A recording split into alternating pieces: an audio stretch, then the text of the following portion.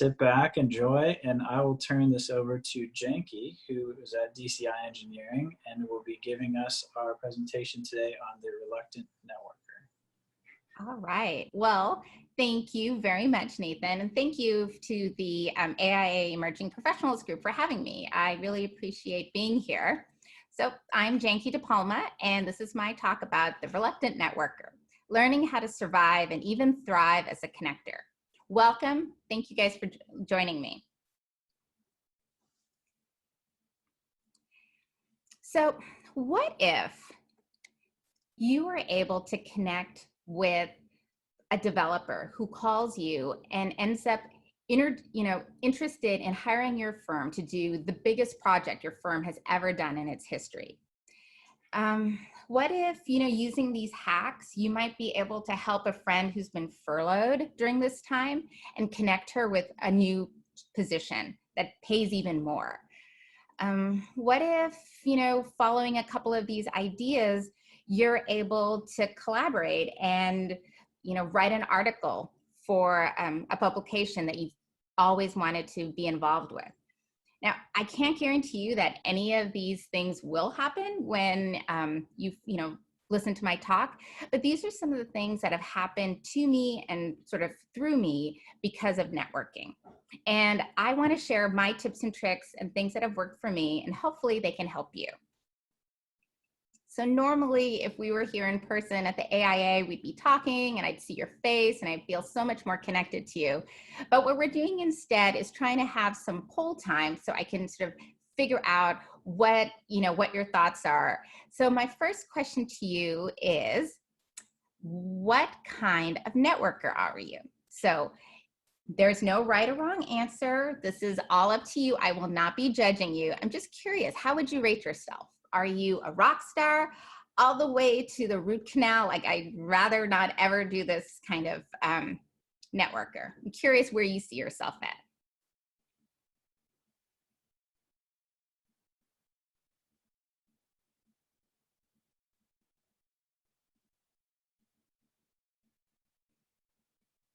Okay, looks like a little over half of you have voted. So keep going.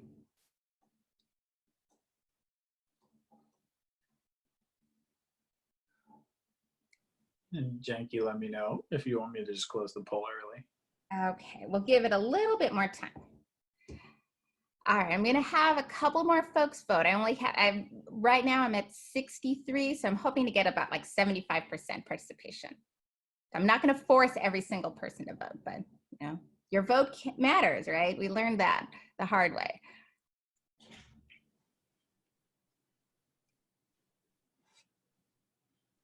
All right, we're close enough. Nathan, let's see the results. We'll end our poll and I want to share the results. Wow, it looks like we have a pretty decent group. I'm really excited. Most of us see ourselves as either rock stars, which I think are the friends that I had begged to join me, and capable networkers. Wonderful. And a couple of one reluctant networker too.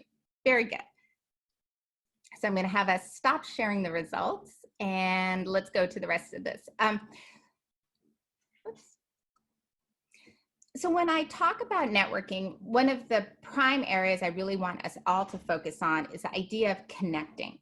And there's a lot of different things when it comes to connecting, but I'm a huge Brené Brown fan, and I just love this quote from her so much because she talks about connecting, particularly as that energy that happens between people when they feel seen, heard, and valued. And I want you to have this sort of like, kind of keep this in the forefront of your mind during this talk, because this really is my driver when I talk about networking. And I really want this to be something you think about too. I want to tell you a little bit about myself. I started off as I guess I'm like a recovering nerd. I was a very academic kid. I was always one of those high readers, loved learning. And I grew up with immigrant parents. And I was really taught that if you work hard and are smart, those are the keys to success. And they are. You definitely need to be smart and you definitely need to work hard. But as I started my career, I began to realize that, people like to work with people they know, like, and trust. It's not necessarily the smartest person in the room. It's someone that they know, they like them, and they trust them to take care of them. And in particular, in our industry, in the commercial real estate world, I feel this is so important. And I wanted to start off by sharing this, especially with my emerging professionals, because this took me years to realize. And I want to tell you this now. And this is one of the main reasons why networking is so important. Because if people don't know, like, and trust you, you can't use your amazing talents to help them because they just don't know who you are. And I love this quote: if you want to go fast, go alone. If you want to go far, go with others. This is so important for everybody, but especially when you're starting out in your career, you really need to buy into this concept that you are a cohort or a collective. The people you're with now, together, you guys can really boost yourself up throughout your career. This is not some sort of like scrappy fight for yourself. This is all about what can I do to help others. And with that, I really want to make sure that we're all on the same page, that networking is not a getting situation. I don't want you to think that networking is where I get clients and I get leads or I get projects. Ugh, that really bothers me. I think it adds to the sort of transactional element that a lot of people feel is involved with networking. That's why they don't like networking events. So I want to reframe this for you. I want us to be thinking about networking in a way where you are a giver. You're sharing information, you're helping make connections, you're sort of putting things out there. And the more people you know, the more people you can help. And going back to like, together we can go far. Again, still recovering nerd. The current book I'm reading right now is Malcolm Gladwell's Tipping Point. And the first couple chapters talk a lot about connections, and particularly this one part that I think is fascinating, and it's all about the weak tie. Mark Granovetter is a Stanford professor who was fascinated with social connections. And in 1973, he had a study, and it looked at like how people found jobs. And it turned out that you were 58% more likely to find a job through someone who is a weak tie. And a weak tie is somebody you kind of know, but maybe it's not part of your inner circle. Like my threshold is like, they're not someone I'm inviting to my birthday party. But the reason you might be thinking, well, why wouldn't I get a job from like my best friend should be the person who knows me the best? Why aren't I not getting a job from her versus a weak tie? And you know, it's pretty straightforward. Your close group of friends, you guys all know the same people. The weak ties know more people, like they are connected to someone else, So think about this when it comes to sort of how we can help each other. This weak tie is a game changer, because the more weak ties we can have, the more people we can help and the more people can help us. And I don't even know what the percentage is right now, because this study was in 73. So that is over, 45 years ago. So with the advent of social media and LinkedIn, I mean, I want to say that number is probably over 200% the more likely to get a job based on a weak tie. So how do you get more? What do you do for your network? Especially if you're younger, you might be thinking, I don't know anybody. That's okay. This is where we all help each other. There's the three basic things that I found working to help my reluctant networkers. Just a heads up, I work for structural engineers, and I don't know if you can get more reluctant networking than a bunch of these guys. So what we focus on are three things. And I think these are three easy hacks that we can add right away. The first is diversify your network. It's important to talk to like your cohort, like your other people who are just like you, but find other groups beyond that. So if you're an architect, AIA is amazing. I love the AIA, but think about joining some other groups too. Think about joining groups that maybe aren't just limited to young people. Diversify. The second is make friends with marketing. I know some of my marketing friends were kind enough to join me, and I'm sure they would agree that we see things in the business from a completely different viewpoint. So as a designer, if you are in a company that has a marketing or BD person or anybody who kind of like seems to have that role, make friends with this person. This person is going to know a lot of people and really strengthen your weak ties, and also just help you see what they're seeing in a different way. And then finally, reach up and down the ladder. I was always very hung up on hierarchy early in my career. And I'm going to share this story. One of my first jobs out of school, I was a marketing coordinator at a large law firm. And I was there for about 6 months, and we had a marketing intern join us. And she told me that she walked up and introduced herself to the name partner of our firm.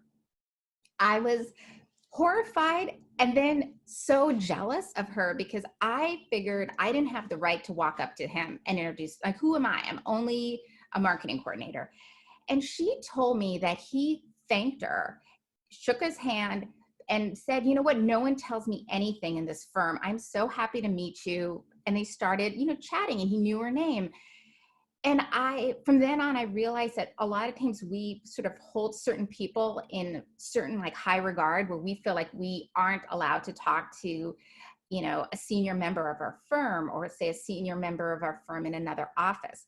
I really want you to let go of this idea. Reach up and down. Same thing if you're further on in your career, help out the people who are just starting out. So again, more connections. I don't know if anyone else is like this, but I often compartmentalize who I am. There's sort of the personal me, like the wife Janki and the mom Janki, and then there's professional me. And that isn't really true. There's just me. Like, I'm all of these things. I work for an engineering firm, but I'm also a mom. I'm also a neighbor.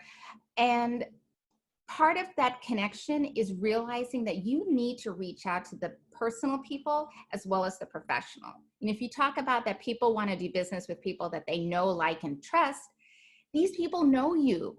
They like you. If they're part of your church network, if they're part of your volunteer group, they like and trust you already. Don't ignore this. This is something that I think a lot of people fail to see, and they see networking as just like other professionals that I meet through a professional organization.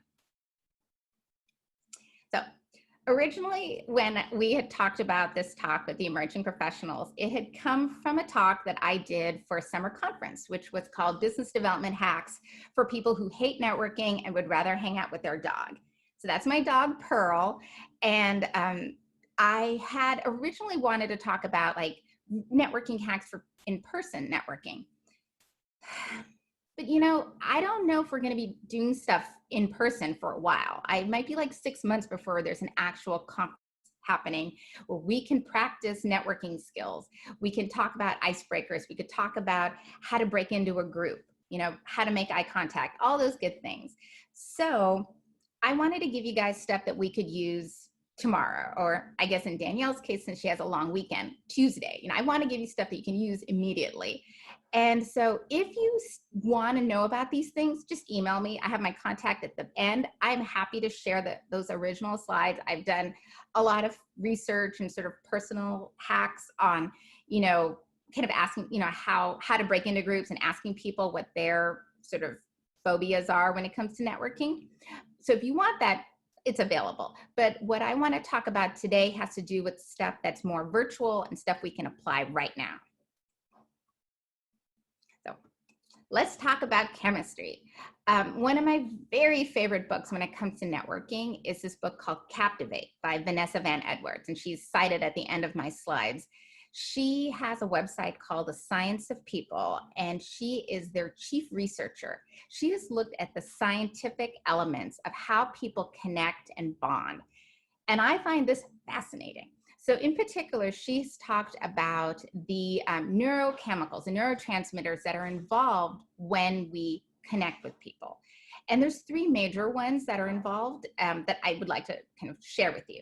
The first is serotonin, and that is, I put my icon as the mittens because that's like this warm, comfortable feeling. It's feeling like I belong. And if we were in a live networking session, that's the feeling you get when we first make eye contact or I smile at you. Like, you're like, oh, good, like this is a good place. I'm happy I'm here. The next one is oxytocin. Oxytocin is a bonding neurotransmitter. It's kind of what happens between like a nursing mother and child, between between couples. This I represented with the icon of the 2 rings. It's really the feeling of being connected. Then there's dopamine. Dopamine is your sort of like pleasant surprise. So there's a little gift there. we were doing things in person, the oxytocin comes often from when you touch, like if you give someone a hug or if you give them a handshake. You are doing everything virtual, so how do we still engage these neurotransmitters in a way that helps us connect when we're sitting in our living room? So I got a poll. There's another poll. Launch it. Let's see if we can hit 70% this time. How do you use LinkedIn? I know I have at least one power user here because I saw a couple people in the audience. Are you all the way down to like, I don't even have a profile set up? And if that's the case, right after this, you and I are setting up your profile. Or are you an self-designed all-star? LinkedIn actually gives you the designation of all-star when you do a lot of posts and you answer a lot of questions. So we got about 30% of the folks answering. Let's see if you can quickly go through this. I'm just curious. And there's no shame. I will not publicly shame you if you don't have your profile set up because I can't see who answered it. So be honest. Yeah, I will say, this is Nathan just chiming in. We cannot see who votes for what, so feel free to be as honest as you want, and we just see the total results. So exactly. Oh, we almost have everyone. Should we round it up?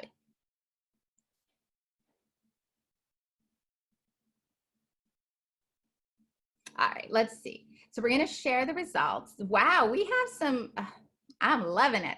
Okay, so we have a couple folks who've barely used it, which I totally understand. They use it when they were getting a job. They log in, kind of like a few posts, don't say anything. People are pretty active, but I don't know what to say. And then there's a couple of like rockin' all-stars. So very, very nice. I'm gonna stop sharing the results and close this. So, oops. I want to kind of touch back on relationships. And there was a reason I brought up LinkedIn, but in general, there's these elements of like, how do we have relationships, right? One, it's proximity. You guys, you grew up like 3 doors down from each other. Odds are you're going to be friends. With LinkedIn, what's really nice is you can connect with someone who's on the other end of the country, the other end of the globe. You might not ever actually have to physically see this person, but you have a way to develop a relationship that normally isn't possible. Second, intensity. You guys work together on like a really brutal project, that'll bond people really fast, right? You can still maintain that intensity through LinkedIn, and we'll talk about that later. Duration. Someone since 2nd grade, they're going to stay a friend of yours. That's an important relationship.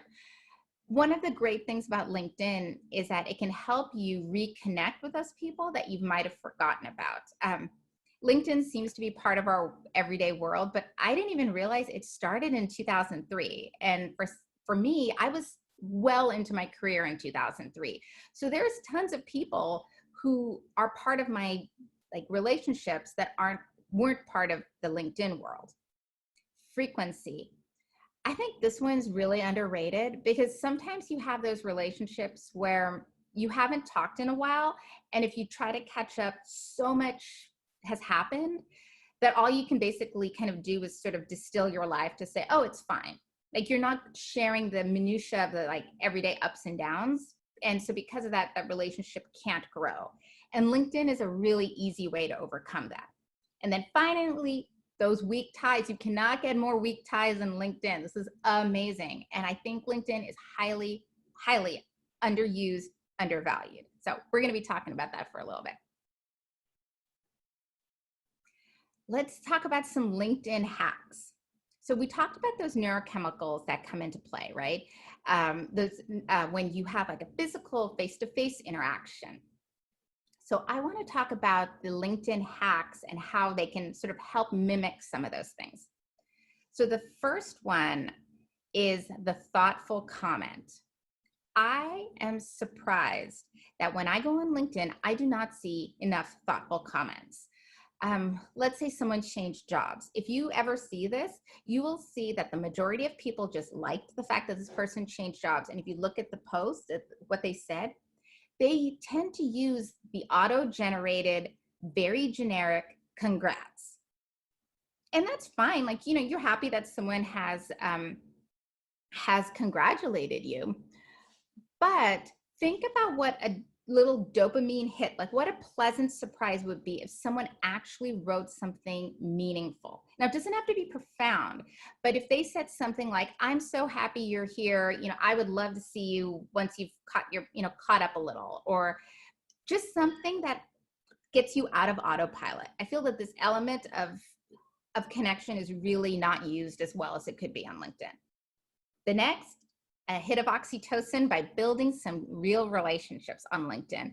If you've had a connection with someone, let's say you all worked on a project, you're a designer, you had an amazing structural engineer, and you had really good time working together. As you connect on LinkedIn, that person is revealing a lot about their professional self through their posts and their comments. This is a way for you to kind of delve in a little bit more, add to that duration element, which adds to the kind of like the tie of the relationship. And then finally, a hit of serotonin with connecting and reconnecting. We get a lot of spammy requests on LinkedIn. I get a lot of people who I have no clue who they are, who are begging to link in with me. It feels really nice to see somebody who like searched me out for me. You're like, oh my gosh, like I forgot about you. Like we worked together on a project 5 years ago. Or you realize that you felt like you had a good connection at a webinar and they decided to connect. These are really simple ways to kind of mimic those other connections that you normally would have face-to-face, and expands your weak ties, kind of helps you move forward. Oops, let me get this here. So I did a pilot of the LinkedIn, a LinkedIn presentation for our office. And the number one question everyone said is, I don't know what to reply. Like, I don't know what to say or do on LinkedIn. Like, I just know I'm supposed to do it. So I'm all about hacks. I think they're so fun because I love stuff that's practical. I love something that I could be like, okay, there's theoretical stuff that I can read, but I love these little nuggets that I can just like plug and play and insert right now. So that's kind of what I want to share with you. These are things that worked for me. As we open up other, discussions, I'd love to hear things that work for you, but these are the things that I feel like no one's doing, and why aren't more people doing it? So the first one is that meaningful comment. Again, dopamine hit, right? Really easy. I think that's a simple one we all can do. It's just like, don't be generic. Don't use that auto response. Don't just like the post. Even if it means that you're commenting on fewer posts, do that instead. Like, comment meaningfully on a couple of posts instead of liking 30 posts. It's just not as good. Now, if someone shares an article, read that. They thought it was important enough. Most people don't. Most people share an article, and I'd say 90% of the people like it, maybe look at the headline, and they don't read the article. Open the article, read it. You could do what I did in college and like read 2 paragraphs in the middle. Like, you don't have to read the whole thing if it's really lengthy. Read a little bit of it and comment on that little bit of what you read. This is a big one. I was a lit major, and towards the end of my term, I was writing like 3 or 4 papers a week. And a lot of my comparison was based on a very detailed discussion of like 2 paragraphs of like, or 2 chapters of a book or something. But people bothered to share this article, and like, why don't you, like, I don't want to say honor the person, but it's meaningful that someone actually reads what you think is important. Then the other one that's really easy to do is to share the entire post. I don't know if we have, I think we might have a couple social media mavens in our talk, but for most of us, there are groups in our companies that are in charge of social media, and they look at everything. They look at the analytics in ways that you didn't even realize is there. They look at how many likes they've received, who's signed up, who's posted, who's commented, all these different things. And in most social media, like I'm talking mostly LinkedIn, but even other ones, sharing is like social media gold. It is a huge deal. And it really validates what that person says by you sharing the whole thing, instead of just like taking the post and posting it yourself. This is something minimally you should do with every client of yours. If you have a client that's posted something about a project you're involved in, take the whole thing and share it. Because one, it validates the client. Two, you know you're not going to get in trouble by accidentally saying something on social media because it's now blessed by the client. And it's a really kind of, it's just so overlooked. I think it's so easy to do. And then finally, I just always want us to be aware that no matter how old you are on social media, there is this weird fear that you're going to say something, like you're going to post and no one cares. Like no one bothered to like anything you say. And you don't want to make people feel that way. People are in your network. Why not make them feel good and give them those little, like, you know, positive little hits by commenting, by liking, by sharing. This makes people feel good. And it also like strengthens your relationship. So now you're like, what do I talk about? This is always the one that everyone's like, I have nothing profound to say. So I know I use LinkedIn very differently. We actually have Glenn Hart's on the call, and he's, I think, one of the most avid LinkedIn users I know, and I would love for him to chat later about what he does. I don't do anything profound on LinkedIn, I'll be honest, but these are the things that have worked for me.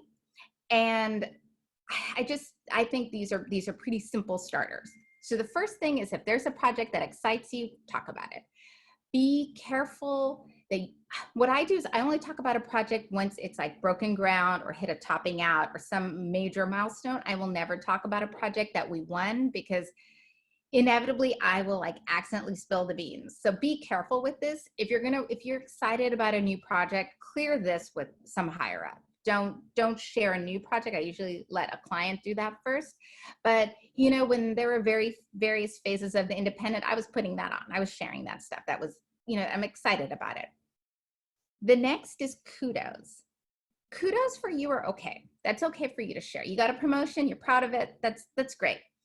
I think it's better if you can share someone else's kudos. So if a friend of yours is part of the 40 under 40 nominations, share that stuff. That's cool. That one, it's you're sharing information, but two, you're kind of like doing the bragging for your friend, you know, and that's kind of nice. So share those kudos with people. Interesting articles. Now, because we have like however many of us are on this call have now promised to read those articles, share those articles that you think are interesting. Something cool that you learned about in the ABJ, something, you know, interesting about what's happening in the marketplace, share that. And then this is kind of like a further, like a higher tip. So I guess a couple of my rock stars might be interested in this, is make your own tribe on LinkedIn. LinkedIn allows you to create groups and you can talk about different things. Like I have a book club group. Think about that. Think about having a group of people that you can sort of create like an additional, you know, connection with, especially because everyone's on social media right now.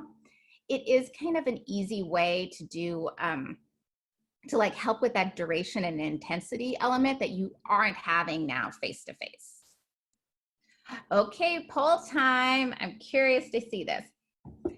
Have you guys had a non-project related virtual, because most of us are still at home, meeting with a client during quarantine?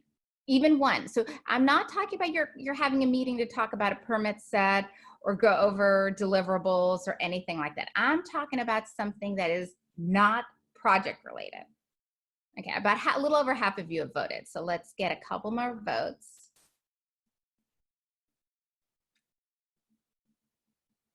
All right, we are at just over 77%. Nathan, we could close the poll. And oh, holy moly, I didn't even see. I should have waited for that one more person to we are 50-50 split. Half of you have and half of you have not. All right. Well, those who are not, you're gonna guess what your homework is. So you might be thinking, what? Like, why am I having a non-project related meeting with anybody? Because connecting is important, just plain and simple. And this is a weird time, and this is the perfect time to connect because everyone's feeling, everyone's home to some extent, and also people are feeling kind of uneasy. So the first thing I want you to think about is how to figuratively hug your clients. I want your clients to know that you care about them as people. A great thing to do that we've been pushing for our firm is I want you to connect with them just to see how they're holding up. Do they have kids? This is the last full week of school for Austin ISD. How has homeschooling been? Are they excited for summer? Are they petrified that their kids are just going to be watching TV all day long? How are they holding up? Are they going back to the office? What's happening? I want your clients to see that you don't just see them as a cash cow.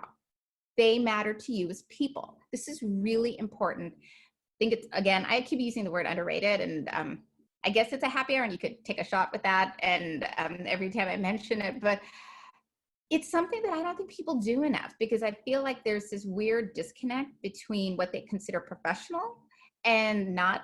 And I don't think caring about the whole person as a client is unprofessional. I'm not asking you to do something creepy. I'm asking you to just check up on them and see how they're holding up, make sure that everyone around them is safe. Just talk to them. The next thing, so that was that was like a little surprise and a little connection. The next thing is to ask questions. One of my favorite books is Dale Carnegie's How to Make Friends and Influence People. And he has this line that I'm going to paraphrase. It basically says, it's more important to be interested than interesting.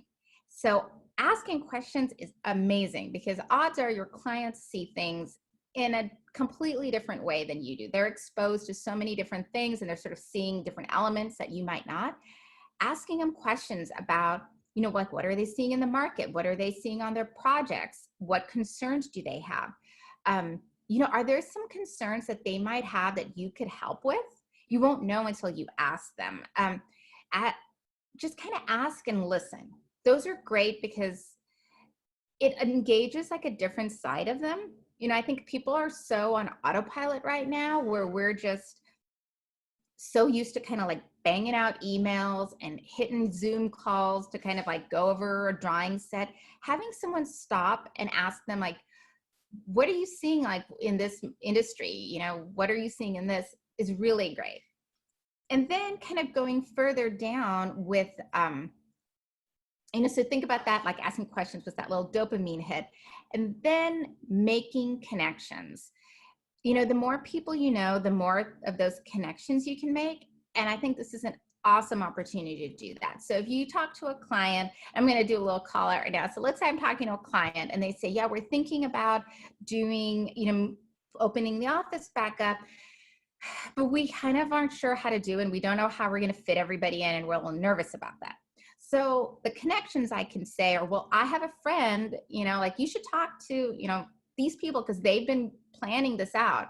Or you should talk to, one of this, I can introduce you to this other friend of mine, and they have a whole thing about like adding sanitation stations to your office. Like making those connections because you've asked questions and are helping are fantastic.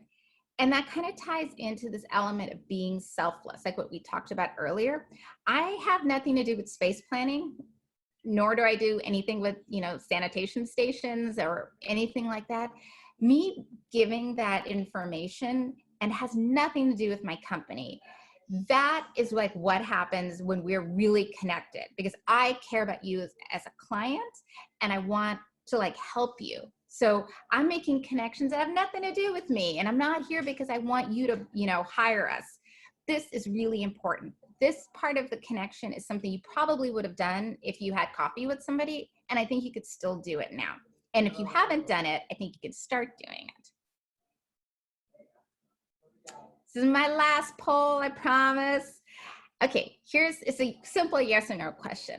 So do you think you can connect through these live virtual presentations? Is there any kind of connections that can be made, like the kind that we had now, not the like taped webinar ones? I guess that wasn't it. I was hoping someone would say no. Okay, good. We got one no. Thank you. All right, we'll wrap it up. Okay, so most of you see that there's some, so most of you see that there's some elements of connection that can happen even when you're on things like this. So let me share with you some of the things that I've done, and there's some things that I've seen other people do that I want to copy, and I'm going to share them with you. So these are my hacks for live presentations.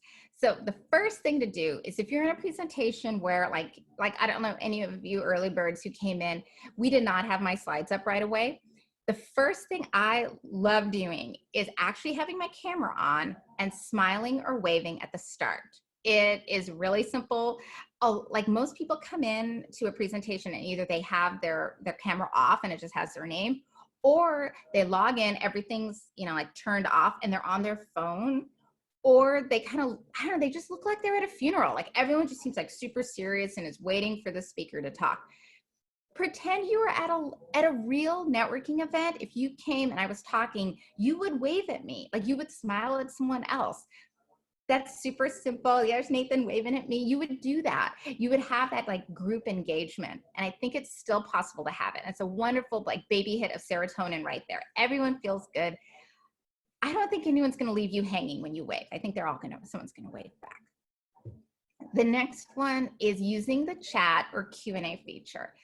I feel really weird doing this talk virtually because I love seeing faces. It's really hard for me. It's really hard to give a talk and not see people's head shaking. I mean, Nathan's been really animated. I love it. He's been extra animated for me because it's like giving me energy. This chat feature is a huge dopamine hit to your speaker. Your question does not have to be profound at all, but the fact that you're asking really makes the person feel like, okay, you know, the two worries any speaker has is that no one showed up, and then I'm going to talk for whatever, 30 minutes, 40 minutes, and no one's going to ask a question. And we're going to sit here and we're going to end the meeting early and it's going to be awkward. You asking the questions is a fantastic form of engagement. And I would also say that in several of the webinars or presentations that I've been to, I have actually heard them call out the person. Like they'll say like, oh, we have a question, you know, from Nathan. This is great, especially because like when I go to a conference or if I go to a seminar, I usually sit in the front, you know, because it helps me stay engaged. But also I hate like raising my hand and asking a question and having like everyone turn and look at me. That really freaks me out. So I always sit in the front so I don't have to see anyone's face as they look at me. This is fantastic. Like use this chat feature because you can be engaged and no one is staring at you. This is perfect if you find yourself a little bit more introverted. You can kind of like craft that question more. Sometimes I'll raise my hand and then the nerves take over and like the question kind of like sputters out incoherently. Not in the chat. It's really, really good. The next one is to connect with your speaker. Whoever if you thought the speaker was good enough to listen to and you're there for an hour, connect with this person on LinkedIn. And if you really like this person, email this person again. I think this is super, like this is just like the same way if you went to a speaker series, you might have like introduced yourself at the end. This is the same thing, except it's like in a more calm way. It's like a little bit easier to do. I think these are perfect if you also tend to be a little bit more introverted and don't really want to like go through the process of waiting in line and speaking to someone. This is super simple. And I don't think people do it. I think you're just so used to these webinars that just take up your day and then you go on to a phone call. Just add this element. Now, I haven't done this one, but someone did it to me. And I thought it was amazing and I'm stealing it. It was reaching out to participants. So I had a webinar that I attended. It was for another organization and it was their Canadian chapter. They had a bunch of free things, so I signed up and I asked a question. And then this person found me on LinkedIn and messaged me and said, I really liked your question. You know, I do a lot of joint things that are similar. Would you be open to connecting? Like it wasn't creepy, but it was definitely it definitely was flattering. It was like a serotonin, a little bit of a dopamine hit too. Think about doing that, feeling kind of brave. Y'all know about my like obsession with reading. So these are the books I love and I highly recommend if you have time during quarantine, I recommend you take a look at these books. All of them are actually available on audio through the library, through the Awesome Public Library's Libby app. But my three favorite books that I love are, I already mentioned Captivate by Vanessa Van Edwards, Quiet Um, Susan Cain is amazing. I think this book should be read by everybody. But if you are an introvert and consider yourself a reluctant networker, read this book because her book talks a lot about like the superpower um, of the um, of the introvert. And I love that because it kind of really talks about like why this is important. This one. And this other book I love is called Hug Your Customers by Jack Mitchell. Jack Mitchell is one of the founders of the Mitchell family of stores. They're a high-end retailer of clothing. And he is a hoot. He talks about really how to like connect with your customers in a meaningful way that isn't creepy. So I was really inspired by his book.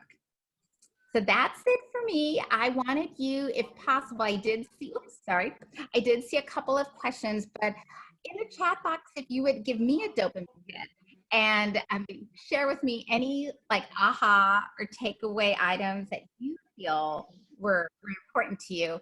And maybe if you're interested, sharing what one or two things would you like to commit to do. So with that, I am going to, just say also, just reminding you, if you're interested in those in-person hacks, feel free to email me. There's my email address, it's DCI-engineers.com. And then you can also do two birds with one stone and link in with me. and then you can ask me on LinkedIn too. I think I saw some little, I see the little questions happening. So it's like a dopamine hit for me because it's like a pleasant surprise on what these questions might be. But Nathan, did you want to read a couple? Yeah, we had 3 come in. There was one that had, when is it okay to connect with someone on LinkedIn? And should you have met someone in person before connecting? Tracy did throw out a comment that was, I would check their profile and follow them first, comment or like some of their posts and connect, and then send a meaningful customized request. But what would you say to that, Janki? I'm going to stop sharing really quick. I don't know. That is a really good question. I get some like random LinkedIn requests. Like I have no idea who this is. And I look and sometimes I will see, I'm like, oh, well, you're connected to like every single person I know. So I guess I should connect with you. But occasionally, especially in my role, I'll get a lot of emails from like students, who want to work at DCI. I would prefer that you have the rule of connecting that if I called you as a LinkedIn connection and I said, hey, would you want to grab coffee with me? You would want to, if you had time and we were meeting for coffee. So I agree. Like I would probably check in. I've emailed some people and said like, I think you're really like, I really like what, I've always wanted to meet you, or some kind of like fangirl over them that I'd love to connect with you or something like that. I have done that. I do have a weird LinkedIn stocky story if you want me to share it. There was this architecture firm that we loved. Like we had this huge professional crush on, and we just were like, how like sometimes with a celebrity, you're like, if they only knew me, we'd be best friends. And it was like that. Like if this architect only knew us, they would want us to do their work. So I looked him up on LinkedIn, and I had a friend who so I wanted to work their LA office. So I had a friend who knew someone in their New York office. So I called my friend and said, can you make an introduction to the guy in New York? I called the guy in New York, and then I chatted with him and I said, can you introduce me to your counterpart in LA? And it worked, and we connected and we had work with them, and it all happened. Like it was, yeah, thanks. I see Tracy. So that was like, whenever I used to have like people in my company say like, LinkedIn doesn't work, I was like, remember this firm? Like that only happened because and I think you could do it in a cool way. And it all goes back to being authentic, right? As long as it doesn't seem spammy, I would do that. Let's see, any other questions? Yeah, there was 2 more here. The one was, what's the best way to introduce one colleague to another virtually if they don't know each other? That's a good question. So Okay, the first thing I always do is like, if you're introducing like a higher, let's pretend it's like a really high person that's well sought out. I always ask that person like, hey, do you mind if I make an intro to you? Because that person's probably like constantly being like sought after. So I always say like, hey, do you mind, I think this person would be good for you to know. And I wait, because I've been in the situation where someone has introduced me and they commit me to something and it's weird. So I always ask, and that's only if it's like the person's like really, really high up there. I like to do something that was in Captivate. They talk about this power of highlighting. So I don't just go like, I'm looking at this thing. I just won't introduce Tracy and Gaines, and I won't just be like, let's say Tracy goes, I see Gaines in your LinkedIn. I don't. The worst thing I've ever seen is when that happens, someone takes that email, forwards it to Gaines, and goes, here, meet Tracy, and you're just like, oh, it's almost worse than a cold call. So what I usually do is, Vanessa Van Edwards talks about this. She uses the term highlighting. So what I do is I do like the intro and I say, this Tracy, like Gaines meet Tracy. This is what's amazing about Tracy. She has this company. She is such a dynamic speaker. This is why I think you guys would get along. And then I do the same thing with Gaines. And it's like you lift that person up, like, when you're being honest. I mean, there's a reason why you wanted to introduce these two people. And then you say, he is like, he does all this. He's, so down to earth and friendly, and he is hilarious. And he does this, this, and this. And then I usually say, you know what, you two take it from here. You don't have to bottleneck me in your like quest to try to find a date to have coffee, which sometimes happens. So instead you just like take it like that. But I think when you highlight both people, it also makes them feel really good, and it kind of leaves them to like live up to something, because you've talked about like great architect you are, or how intelligent you are, or whatever. And as long as it doesn't seem fake, I would do that. I saw a book recommendation, so I love it. Thank Yeah, you. and when just for everyone's knowledge, we recorded this meeting, and so the presentation will be available. We'll send the link out if you want to download it and get these tips that are kind of coming into the chat. Yeah. There was two more questions that came through, Janki. One, or there's a couple that related to the same topic, which is what's considered a good frequency to contact people. And the other question was, like, how often should you follow up with someone you've connected with? Very good. Let's do the first one. I feel like right now, it's all, I hate to say it, like it depends, right? Like some people, if it's a client that you're currently working with and you're on a project and you feel like you have a good relationship, I would probably contact them fairly often.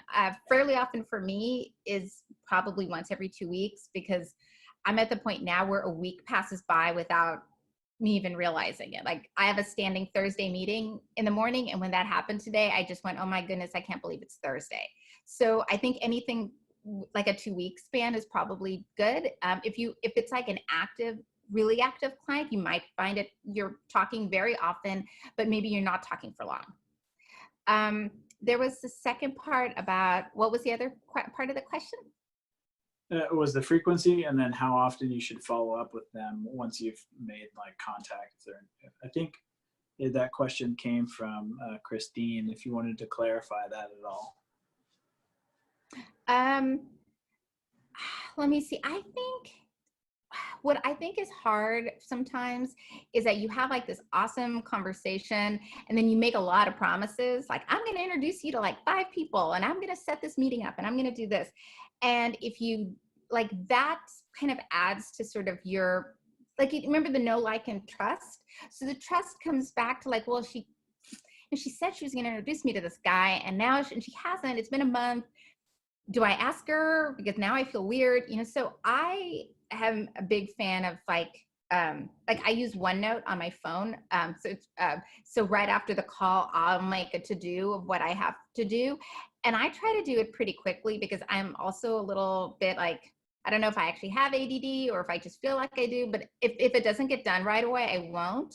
So I'll try to like get that done pretty quickly, or sometimes I'll put the note to remind me to do it in a time, like within 3 days. So it'll like pop up and say, remember, you were supposed to follow up on this. So I try to do things pretty quickly, because otherwise it just, you don't want to be the person they're like, oh yeah, I met you that one time. And we talked once, and then like 6 months later, like you remember, and that's happened to me a lot. So. And then I think the last one that came through was from Gage, which was, what's the best approach to working in a new market? I just relocated to Austin 2 weeks ago from LA. I'm curious to hear how you would approach building a network from the ground floor again. Oh, very cool. I actually cover our Denver office, and that was a new market for me 2-3 years ago, I forget when I started, and I went there not knowing anybody. So it is possible. It's, I feel, it really, I think people are naturally helpers, and when someone comes up with a genuine request saying, I would love your help on like, who are the 3 people you think I should talk to? This is like, if I'm assuming Gage is an architect, or maybe you work for an architecture firm, and you're like, this is my sweet spot. Like who are the 3 people I should meet with? Or, like my stalker story of like, I really want to work for this firm. Like who there do you think would be receptive to talking with me? And what's weird is, okay, so I swear I'm not quoting everything, but like there's this old Benjamin Franklin story where there's like this guy he doesn't like. I forget exactly what the area is, but he realizes the way to like bridge the gap between that guy who doesn't like him is to ask the guy to do him a favor. So Ben Franklin writes him this like long note that says, I know you're a great book collector and you have this rare book. Do you mind if I borrow it? And the guy was like, yeah, sure. And there's something about the act of doing something nice to others that bonds people. So I wouldn't be afraid of asking other people for help, because that, oddly enough, like makes them feel good about, so you've given them a dopamine hit, like they feel good about themselves. And I think that's a great way to build connections, even if you can't go to like these cattle call meetings that we used to have where you could, bust out like 50 business cards or something. I think you can, find, I'm looking at this crowd right now, and there's a lot of very friendly people that I would recommend you could reach out to your participants, just like the thing that the person did to me. So I would probably do that and have like an ask of a couple, couple people that I would, who could you help me meet? Most people will do that. I see Tracy nodding her head. I know she would do it. Well, I think that was all of our questions. I did just want to thank our sponsors of the AI Austin Emerging Professionals Committee, which is Lux Magazine, and I see Jim on here, Boca Powell, and Ram Windows. And again, Janki, we wanted to thank you for giving this talk today and providing some insight in a very digital networking time, and hopefully giving some good advice to everyone here at the end of the day. Oh, thank you. I appreciate you letting me do this talk, and thank you all for joining me on the end of what's going to be a long weekend. So this was fun. Like I said, if you have other ideas, please share with our group, or also, like connect with other people here on LinkedIn. I think this is a weird time, but I think there's a lot of things that, will come out of this positive. I think we're going to look back on this and go like, there were a couple of fun nuggets. I didn't like, like I might not like wearing a mask everywhere, or Bane's crazy mask, but there's other things I think are popping up that are positives that we might not have realized. So thank you so much. Thank you for letting me be here. Oh, I see someone already connected with me. How nice. Just popped up. Thank you. Thank you. All right. Well, great. Have a good night, everyone. If you need anything, or if you want something else, but have a good night, everyone. Bye. You're the best, Janki. Thanks, guys.